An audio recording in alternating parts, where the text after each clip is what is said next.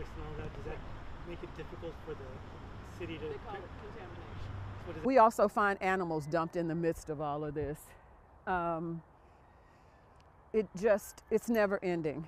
We found about 12 years ago that we were seeing an inordinate amount of dumping around our communities, not just along with a heavy trash pickup, but dumping in various areas like this one, where we found huge amounts of trash, tires, roofing material, construction material as a whole, medical waste, all kinds of things in massive quantities where trucks had to be brought in to remove it.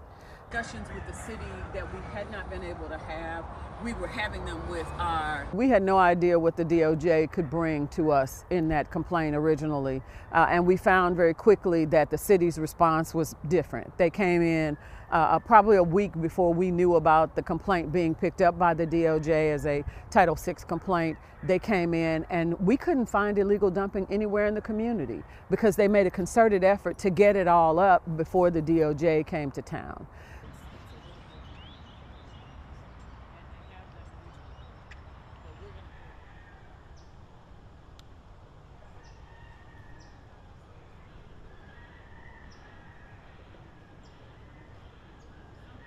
After the DOJ, everybody had, we could email everybody, and they were listening very intently to see what they could do differently.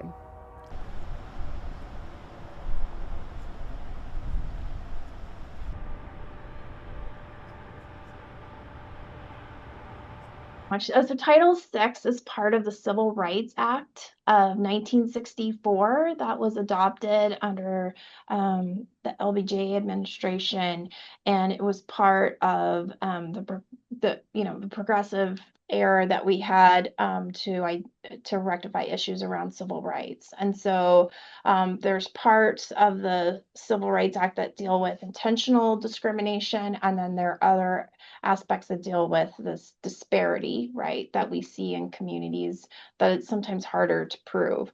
And then there's been a real pushback against Title VI in the last several years around disparate impact, which is the basis for the complaint that we filed. And lots of dresser parts and pieces, more car parts, and various other furniture. We see a lot of that, clothing.